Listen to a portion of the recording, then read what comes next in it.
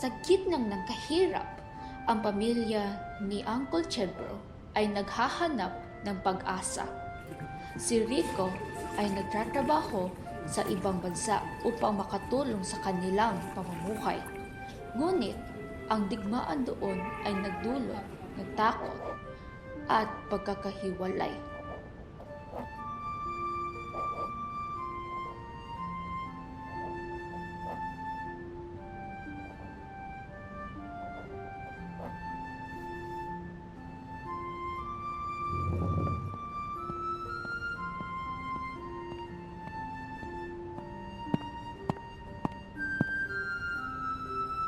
Kaya ako ba uwi sa tatay? Laki na sinasabi na uuwi na siya pero di naman nangyayari. Mahirap magkakaroon. Pero tandaan mo, yung ginagawa ito ng batay yung pagsakit yung kapwas. Siya bro, malagi na lang kasab. Ayoko na maghintay.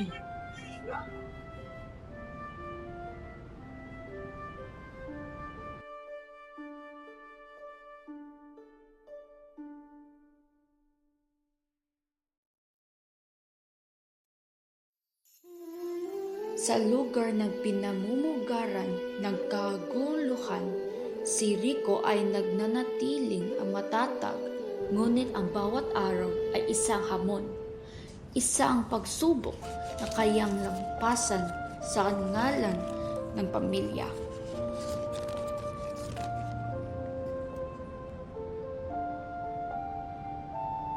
Tatay, gusto ko na po kayong makasama. Sana po hindi na kayo malayo. Lagi po akong nagdarasal na ligtas na kayo.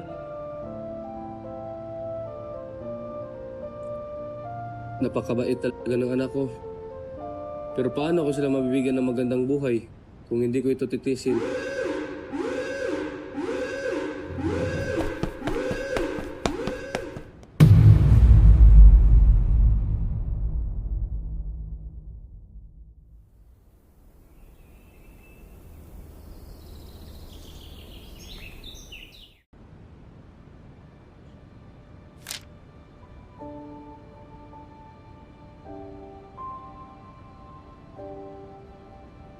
Diyos ko po, bantayan niyo po si tatay.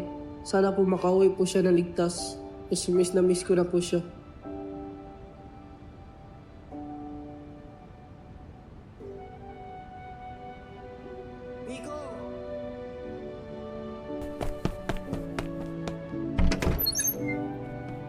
Ano sasabi ni tatay ako, bro?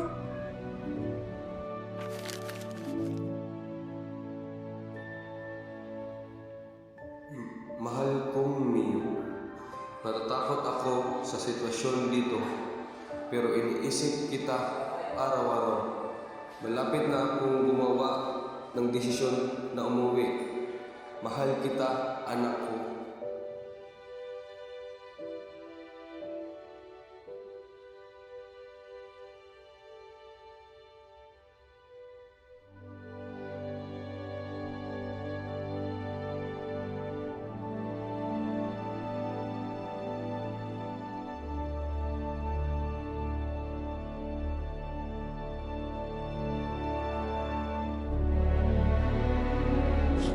Leo, alam kong mahirap ang kalagayan ng iyong tatay ngayon. Pero dapat hindi ito ang dahilan ng pagtigil ng iyong pag-aaral. Umaral ka ng mabuti para sa iyong sarili kinabukasan.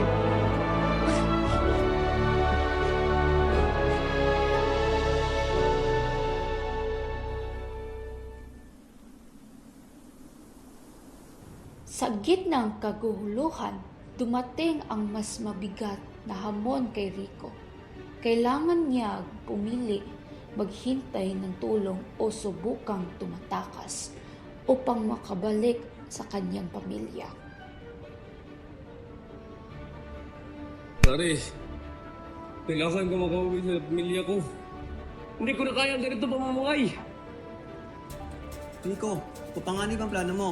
Pero naintindihan ko kung gusto mo makauwi. Tutulungan kita.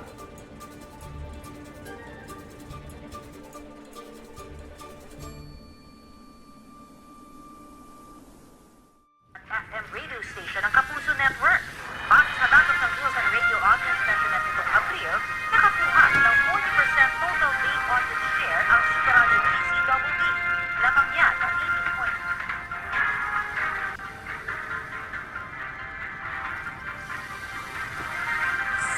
si Lara, tumitindi ang pagbagal. Maraming migrante manggagawa ang naipit sa digmaan. Patuloy ang evacuation efforts.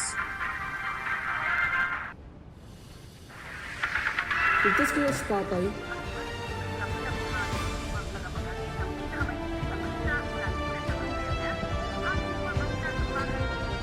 Leo, pagtiwala lang tayo. Alam niya ang kanyang ginagawa. Hindi niya pababayaan ang kanyang sarili upang ganyan lamang. Kaya para sa maikling ipinaliwanag, pinakita ang hirap ng pagtakas ni Rico, pagtakbo sa disyerto, pag-iwas sa mga checkpoint, at pagdanas ng gutom. Sa bawat hakbang, dala ni Rico alaala ng kanyang pamilya. Ang pag-asang muling makasama sila nagtutulak sa kanyang magpatuloy. At sinabi ni Rico para sa pag-asa na ito, para kay Mio at para kay kaibigan ko ni Chebro. Kakayanin ko ito. Yan ang sinabi niya.